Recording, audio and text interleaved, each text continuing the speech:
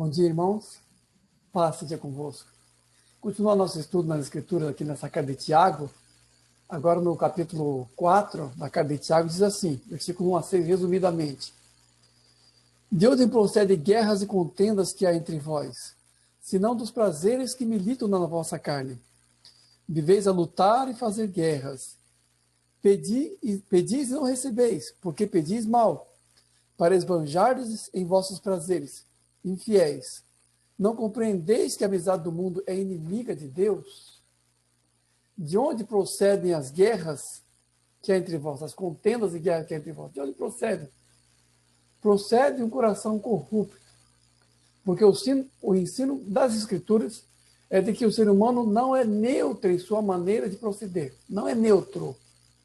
Não é neutro. Paulo fala da carne e da carnalidade como essa tendência pecaminosa. Esses são os sentidos. Quando o Tiago fala os prazeres que militam na vossa carne, ele está falando da natureza pecaminosa. Não está falando carne no sentido físico, carne como carne, mas a carne no sentido geral de Paulo como carnalidade, que aí no caso é a tendência pecaminosa. O próprio Jesus nos evangelhos diz que do interior do coração do homem que procede os maus desígnios, adultérios, impurezas e tudo mais. Jesus disse isso. Refere-se, de uma outra maneira, a um mesmo fator, que é aquilo que o homem tem dentro de si, como parte da sua estrutura pecaminosa devido à queda. Devido à queda. Coração humano desesperadamente corrupto. Quando nosso pai Adão pecou lá no Éden, ele trouxe um estado assim de queda natural para a humanidade. Todos que nascemos em Adão somos naturalmente pecadores e temos tendências pecaminosas, de onde procedem guerras e contendas e toda a sorte de coisas ruins do pecado humano.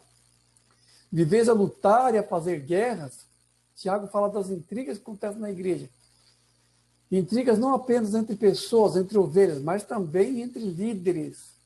Tem alguns líderes, tem a liderança da igreja, tem os lideranças, né, que fazem intriga entre si. Então, de onde procedem as intrigas? De uma mesma fonte, que quebram a comunhão, trazem divisões e amarguras no meio da igreja. A exortação de Tiago é que se parem as intrigas no meio da igreja, se parem em todos os níveis, toda a sorte de intrigas no meio da igreja, porque isso impede a oração de ser ouvida por Deus. O pecado.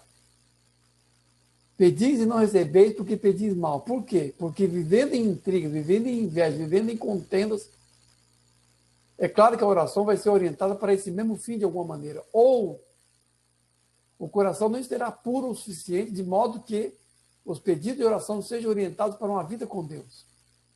Aquele que é egoísta vai orar segundo o seu egoísmo. Aquele que é avarento vai orar no sentido geral de sua avarência e seus interesses, e assim por diante.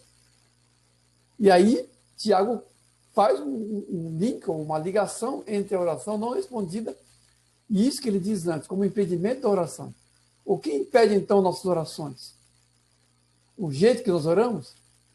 Se oramos bem, se oramos mal, se usamos essas palavras ou aquelas outras? Porque muitas vezes a oração é colocada de uma maneira tão formal como se a expressão em si, verbal da oração, fosse impressionar o Altíssimo. Bobagem. Por outro lado, a pessoa faz a oração de uma maneira simples, como aprendeu, quer dizer que Deus não vai ouvir. Então, o impedimento da oração não está em nada relacionado à oração em si, como sua forma verbal, ou muitas vezes uma subcultura. Não tem tanto a ver com isso, mas com o estado do coração. Porque o Senhor, quando escuta a nossa oração, Ele está olhando para o estado do nosso coração, e daí a exortação de Tiago: purifica o vosso coração, e aí Deus vai ouvir as suas orações. Purificar o coração, porque se tivermos intrigas e contendas, isso será um impedimento. Não são fórmulas e nem formulários. A oração não é, como foi colocada antes, um tipo de cheque em branco, onde você pede o que você quiser, que Deus está disposto a ouvir. A oração não é cheque em branco. Ela é um dispositivo, não sei se dispositivo é a palavra que daria, mas é parte do nosso viver com Deus, é parte integrante do nosso viver com Deus e do nosso diálogo com Ele. Então é a maneira pelo qual nós conversamos com Deus. Esquece o dispositivo. É a maneira pelo qual conversamos com Deus. e expressamos diante dele nossas alegrias, nossas tristezas, nossas esperanças, pedimos perdão, louvamos, adoramos em si. A verbalização de todos os conteúdos da nossa existência perante o Senhor, em todos os seus termos, tanto as boas quanto as más coisas. Isso é oração. Esse diálogo diário com Deus. Então não é uma fórmula para se obter sucesso, não é uma maneira de obter coisas, como diz a teologia da prosperidade, não é uma chave, uma senha que faz com que, fazendo da maneira correta, você obtenha os resultados. É um monte de bobagem. Tem umas ideias muito populares no meio da igreja sobre isso, mas não tem nada a ver com isso. Quando o Tiago fala pedis, não recebeis, porque pedis mal, ele não está dizendo das fórmulas. Está falando do estado do coração e do modo como vivendo em intrigas e contendas e muitas coisas ruins. Isso é impedimento à oração, porque ela é orientada para um fim não segundo o Evangelho, mas segundo os interesses. Esse é o erro das teologias de oração que existem por aí. Colocam a oração vinculada aos interesses humanos. Isso é errado. Daí Tiago fala sobre as amizades, porque é claro que aquilo que há de carnal em nós expressa um tipo de lealdade em nós com relação às coisas do mundo. Porque se há intriga, se há oração mal feita, se há egoísmos, é porque temos uma amizade com o mundo. Os versículos seguintes falam isso. Para esbanjar vos fazeres infiéis, não compreendeis que a amizade do mundo é inimiga de Deus?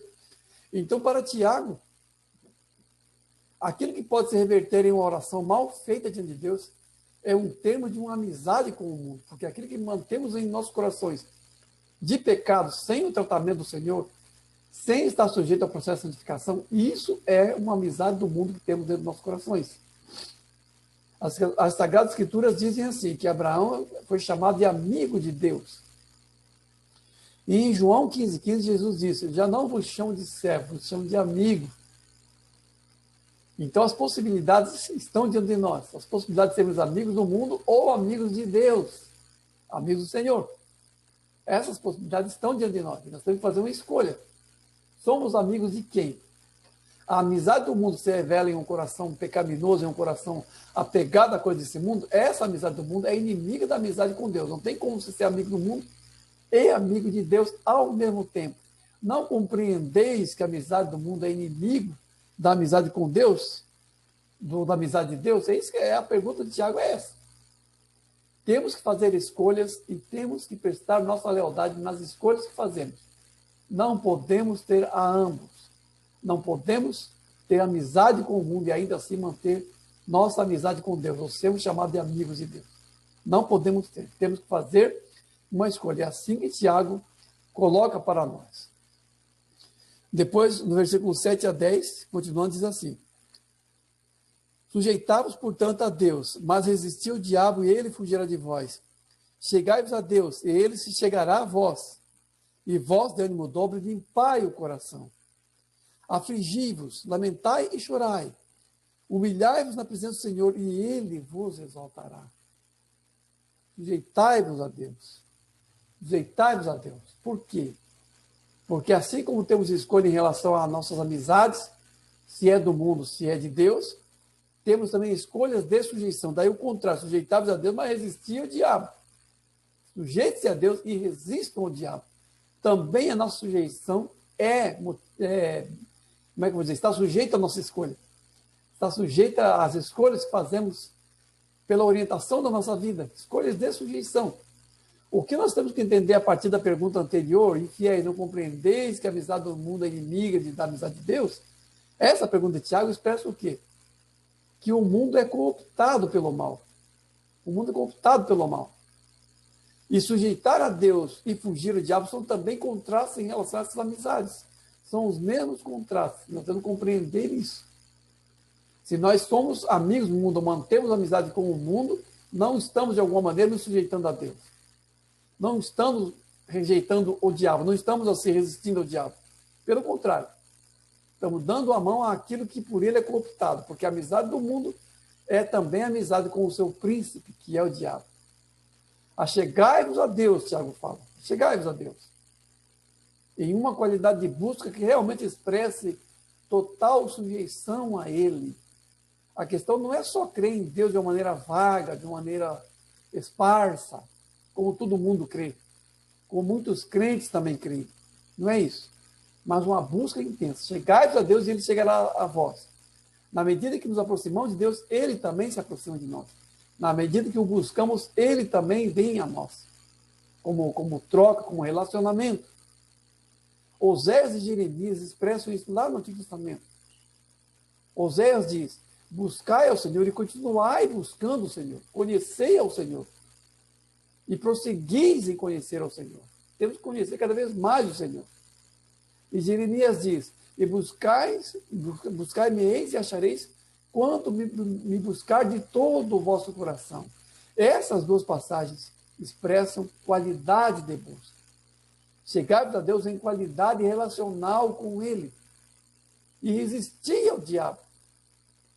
Resistir ao diabo em tudo aquilo que é cooptado por ele como coisa do mundo, a amizade do mundo. Resistam a isso. Resistir ao diabo e ele fugirá de vós. Por quê?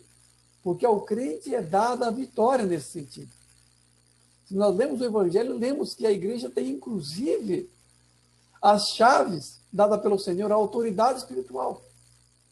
Temos poder de pisar aos pés serpentes e escorpiões e sobre todo o poder do inimigo e nada nos fará dano.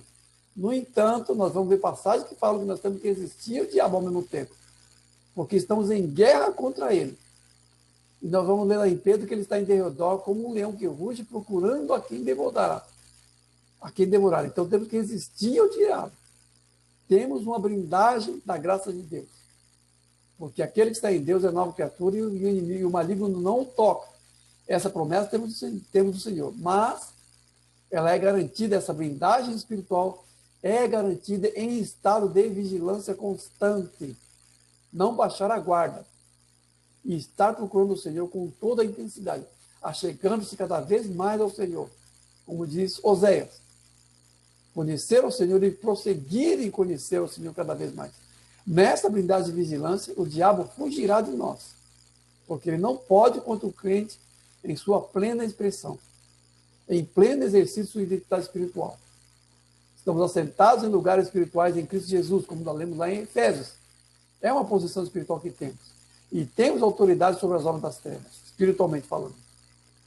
Bastando para isso que nos tenhamos, nos acheguemos a Deus e nos resistamos ao diabo, e ele fugirá de nós.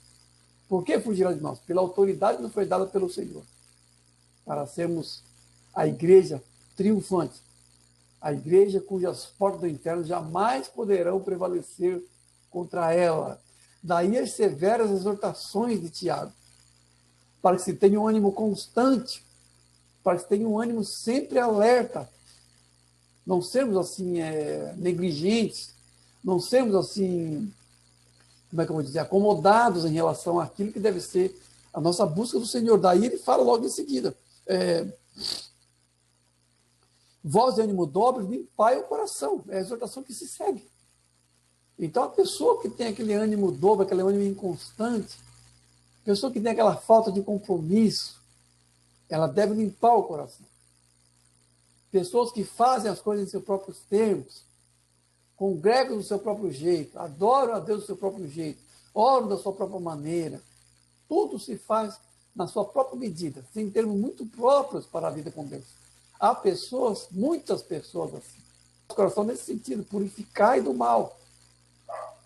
Purificai da inconstância, purificai da falta de compromisso, purificai dessa leveza, desse agrado próprio, por onde você faz as coisas do jeitinho que se quer, congrega do jeito que você quer, ora do jeito que você quer, vai, não, purificai o vosso coração de ânimo dobre. E a exortação aqui é para uma mudança de postura e de atitude. Mudança de postura e de atitude. Para que possibilite uma renovação no Senhor. Porque essa renovação constante, que é o nosso processo de santificação, ele só se dá em intensidade de busca, em intensidade de vida com Deus. Em se chegar a Deus, se chegar à igreja, se chegar aos irmãos, e viver a vida espiritual em todos os seus termos, e segundo aquilo que é expresso na palavra de Deus, não segundo aquilo que te convém, não segundo aquilo que é mais suave para você, mas segundo aquilo que é expresso na palavra de Deus, como deve ser essas coisas. Lamentai, chorai e humilhai-vos diante de Deus, para que ele vos exalte. Essa é a exortação de Tiago para pessoas que estão assim, dessa maneira. Uma correção de rotas. A questão aqui é um balanço entre orgulho e humildade.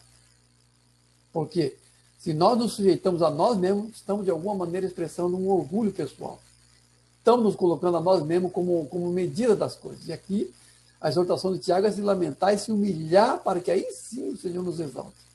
Porque todo o pecado humano, toda a sujeição humana a si mesmo, ao seu próprio agrado, é uma forma de orgulho. É uma forma pelo qual você toma a sua própria medida como a medida correta de todas as coisas. Daí você faz do seu jeito. Daí você ora do seu jeito. Daí você congrega do teu jeito. Daí você faz tudo do teu jeito. Mas é uma medida de orgulho isso também. E não é isso. Tiago fala, humilhai-vos para que o Senhor vos exalte. É ter a capacidade de ver-se a si mesmo diante de Deus e não diante daquilo que é a tua própria agenda pessoal e os seus próprios termos perante as coisas. Nós temos que entender que as coisas do Senhor possuem os termos do Senhor, não possuem os nossos termos. A fé, oração, leitura da palavra, comunhão com os irmãos, todos esses termos são termos da palavra de Deus e não nossos. Nós não podemos fazer essas coisas conforme nosso próprio agrado. Não podemos ter um ânimo dobre nesse sentido. Um ânimo duplo, que nos torna inconstantes e com muita falta de compromisso com o Senhor, com a igreja e com tudo aquilo que diz respeito ao Evangelho. Depois, aqui no versículo 11 a 12, resumidamente, diz assim: irmãos, não faleis mal uns dos outros. Aquele que fala mal do irmão ou julga o seu irmão, fala mal da lei e julga a lei. Ora, se julgas a lei, não és observador da lei, mas juiz. Um só é legislador e juiz. Tu, porém, quem és que julga o teu próximo? Quem és que julga o teu próximo? Levítico 19:16, a primeira vez que eu li essa passagem, eu dei até risada. Não andarás como mexeriqueiro entre seu povo. Não atentarás contra a vida do teu próximo. Não andarás como mexeriqueiro no meio do teu povo. Pessoas que fofocam, pessoas que são como aves de rapina. Vivem de meter o bico em podridão. Só comentam isso, porque uma boa fofoca nunca é uma coisa boa. Aquilo que dá muito comentário nunca é coisa boa. Mexeriqueiro. Pessoas ficam espalhando, levando e trazendo coisas que estão acontecendo. Geralmente coisas ruins. Dificilmente tem uma fofoca boa. E aqui diz, não atentarás contra a vida do teu próximo. Ou seja, ficar fofocando, ficar falando mal dos outros é atentar contra a vida do próximo. O próximo deve ser objeto da nossa proteção. Nós devemos proteger o próximo. Trair segredo é pecado. Trair segredo. Ficar mexericando é pecado. E as pessoas que julgam os outros são pessoas que fazem de si mesma a medida pelo qual aplicam nos outros. São pessoas orgulhosas. As pessoas que falam mal são geralmente pessoas que se colocam como medida. Porque são pessoas que julgam a lei, se colocam acima da lei. Por isso que fala aqui. Quem és tu para julgar o teu próximo? Você está sujeito ao mesmo pecado. Você é fraco que nem ele. Você pode incorrer em pecado como ele. Então, por quem é você para ficar falando? Então, aqui um juízo temerário, como o Senhor já disse lá nos Evangelhos. Não julgueis aos outros. Com a mesma medida que julgardes, sereis julgados. O Senhor Jesus já havia dito isso. Nós não devemos julgar o nosso próximo. Julgar. Não julgueis aos outros. E aqui diz também, não falar mal dos outros. Porque o julgar vai se refletir geralmente em críticas exageradas. O espírito crítico exacerbado também é uma forma de falar mal. Né? As pessoas podem fazer isso tanto com fofoca quanto com crítica exagerada. De qualquer maneira, estão julgando nosso próximo num ou no outro processo. Devemos evitar isso. Um só é legislador e juiz. Em Apocalipse diz, eu sou aquele que tem os olhos como chamas de fogo. Jesus se descrevendo como aquele que sonda corações e rins. Exatamente como a divindade. Então, só Jesus é capaz de sondar corações e rins. Só ele, então, sabe todas as coisas. E só ele, portanto, é legislador e juiz, porque ele está acima da carne, está acima da esfera humana, porque a nossa visão ela é toda subjetiva. Ela é muitas vezes baseada em nossas mágoas e nossas preferências. E aquilo que nós falamos, muitas vezes contra o nosso próximo, possui esse mesmo enredo. O enredo assim, de coisas que falamos a partir daquilo que temos como mágoa, como ressentimento e como interesse. E isso orienta muitas vezes a nossa crítica ao nosso próximo, o nosso falar mal do nosso próximo. E nisso nós somos realmente muito carnais. Quem és tu? Nós estamos nos nivelando o nosso próximo nessa prática, apesar de acharmos que estamos realmente assim, avaliando ou segundo a justa medida. A justa medida só o Senhor é que possui, porque só Ele é legislador e juiz, e só Ele conhece todas as coisas, está acima de todas as coisas. Nós não. Quem és tu para que julgue o teu próximo? Porque estamos no mesmo nível do nosso próximo. Estamos no mesmo nível daquelas pessoas as quais julgamos, criticamos e falamos mal muitas vezes. Não somos melhores do que eles em sentido algum. Agora, um outro ponto que quero ressaltar aqui, a questão da disciplina na igreja. Porque muitas vezes, quando se fala de não julgar, as pessoas usam isso como uma maneira, assim, muitas vezes, acobertar o mal. A gente vê muito isso. Principalmente quando se fala assim de pecados, coisas reconhecidamente conhecidas como pecado na palavra de Deus, as pessoas dizem que nós não podemos julgar. Uma fala famosa do Papa, que até parece um livro com esse título. Quando pergunto para ele sobre o homossexualismo, quem sou eu para julgar? O Papa fala isso. Oh, que humildade, humildade. Aí aparece uma moça com um vestidinho muito curtinho, e pergunta para o padre, lá, para o padre charmoso, lá, Paulo Ricardo, o que você acha disso? Quem sou eu para julgar? O vestido não é provocante. Não é provocante. O homossexualismo não é pecado. Quem sou eu para julgar? Esse quem sou eu para julgar nesse sentido, nada tem a ver com misericórdia. Nada tem a ver com esse tipo de passagem. Porque nós temos que realmente ter critério para as coisas. Pecado continua sendo pecado. E não é misericórdia quando nós distorcemos o sentido do pecado a pretexto de não julgarmos. Não é isso. Quem sou eu para julgar? Nós não podemos julgar realmente, mas nesse sentido aqui, de falar mal, de criticar, não é que nós não devemos ter critério para as coisas, porque como haverá correção na igreja? Se de alguma maneira o pecado não for avaliado como pecado e não for destituído, se não for tirado do meio da igreja, como haverá isso, a disciplina? Então vamos entender os termos dessas coisas, porque o mal tem que ser tratado na igreja. E as lideranças são responsáveis para tratar o pecado na igreja. Isso não é julgar. Isso não é falar mal. Isso não é julgar. É o exercício da disciplina que é coisa legítima. O problema é que existem liberais e acomodadores de pecado que pegam passagens e expressões como essas para expressar uma falsa misericórdia que encobre e distorce o sentido de pecado no meio da igreja. Isso não é legítimo tão pouco. Então vamos entender bem as coisas. Jesus disse, julgai com julgamento justo e não com falsa justiça. Então, há uma instância assim em que um julgamento é necessário.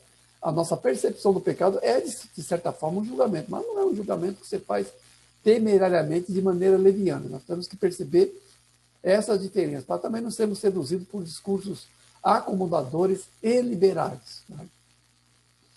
Depois, terminando o versículo 13 e 17, diz assim, atentai agora vós que dizeis, hoje e amanhã iremos para a cidade tal, e lá negociaremos e teremos lucro. Vós não sabeis o que sucederá amanhã. Em vez disso, deveis dizer, se o Senhor quiser, faremos isso ou aquilo. Mas agora dizeis, atentai vós que agora dizeis. E Tiago dá várias guinadas aqui de exortações, ele está falando uma outra coisa já. Vós que agora dizeis, vocês aí que ficam dizendo, não vamos fazer isso, fazer aquilo, presta atenção. O problema é que o secularismo, por meio assim, de filosofias, por meio de pensamentos filosóficos que foram se popularizando e se espalhando de cima para baixo pelo meio da sociedade, secularismo tirou Deus da esfera da vida humana. Tem tirado Deus da esfera da vida humana.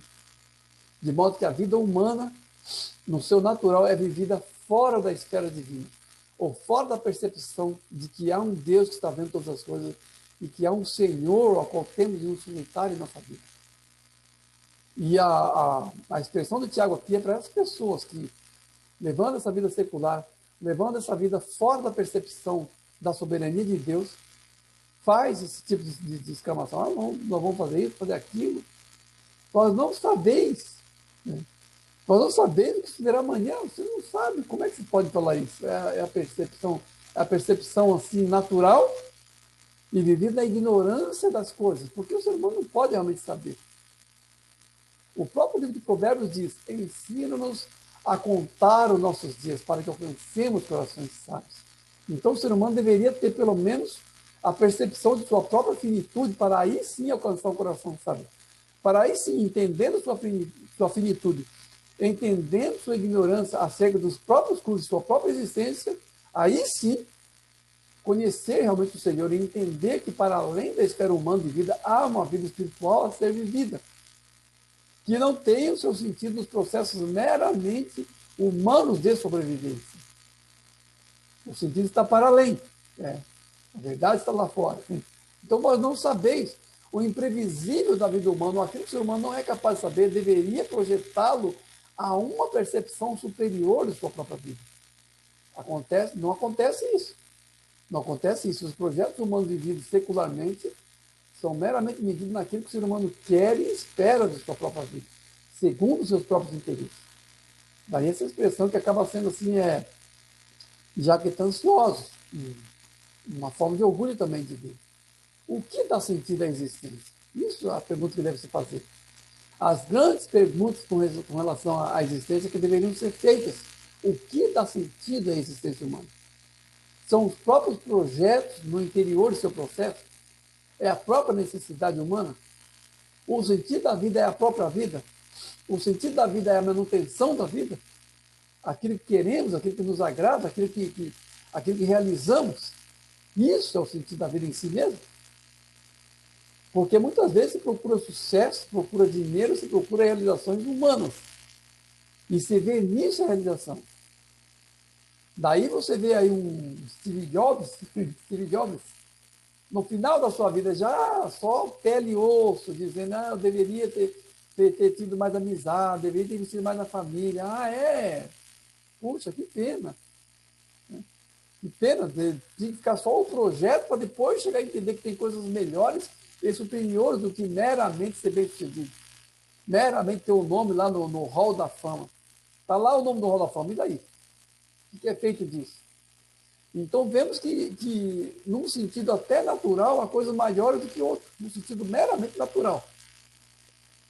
Porque quando Steve Jobs fez esse inventário pessoal, percebendo que havia coisas melhores do que o mero sucesso empresarial, quando ele fez isso, ele nem sequer apelou para coisas assim de Deus, coisas eternas, mas percebeu que mesmo nessa vida natural há coisas melhores e superiores a outras. Mas o significado da vida está para além. Realmente está para além. No sentido meramente natural. O que a pessoa coloca numa lápide? Essas pessoas colocam frases na lápide, no túmulo. O que essas pessoas colocam ali? O que uma pessoa como Steve Jobs colocaria numa lápide se colocasse? Aqui jaz um bom empresário. Será que alguém coloca isso numa lápide? Aqui jaz um excelente ator de Hollywood. Será que tem algum ator que morreu e colocou isso lá? Não. Geralmente são coisas assim emocionais, são realizações emocionais. Fulano de tal, amável pai, amoroso pai de família, fulano de tal, amorosa mãe, alguma coisa assim, no sentido emocional. Então eu vejo que mesmo nos atendo ao sentido natural da existência, existem coisas que são melhores, e as pessoas querem colocar nas suas lápides, querem ser lembradas por aquilo que realizaram em um campo afetivo e emocional. Isso ainda no mero sentido natural. As pessoas querem ser lembradas por aquilo que foram como pais, como mãe, como irmão, como irmã, amado pai, amada mãe, amoroso irmão, sei lá o que, alguma coisa assim. Querem ser lembrados por aquilo que eram em termos relacionais, e não por aquilo que realizaram em termos profissional ou empresarial, coisa desse tipo.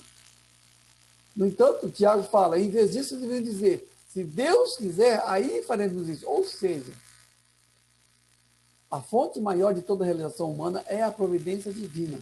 E só a ele se deve dar glória. Só a ele se deve sujeitar os projetos humanos. Porque a fonte de todas as coisas, de toda a vida e de todos os processos é a graça de Deus.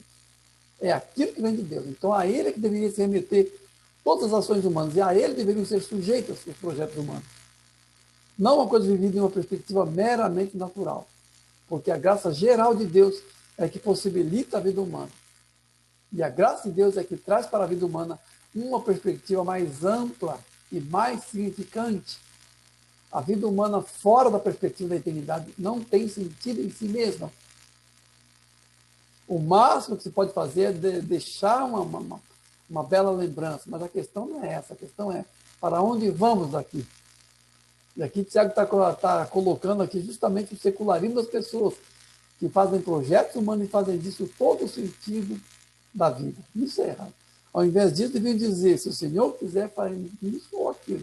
Porque Ele, o Senhor, é o soberano sobre todas as coisas. E sem Ele, nada é feito nesse mundo, nada se faz, nada se realiza nessa existência. Então, concluindo, nesse capítulo 4 de Tiago, ele coloca aqui uma síntese de um conjunto de percepção espiritual, onde se deve viver em comunhão para que as orações sejam ouvidas, sejam significantes, nossas orações. Elas têm que ter um significado assim, conjunto de vida com Deus. Também diz para se resistir ao mundo, se resistir ao diabo e se humilhar diante de Deus realmente, assim, ter uma vida significativa de buscar o Senhor, chegar-se a Deus para que Ele se chegue a nós. Depois ele retorna de novo sobre a questão da comunhão, dizendo para não julgarmos os irmãos. E também para que sejamos gratos, diria isso, para quem já é cristão, que não diz assim, amanhã vou fazer isso e aquilo, sem agradecer a Deus.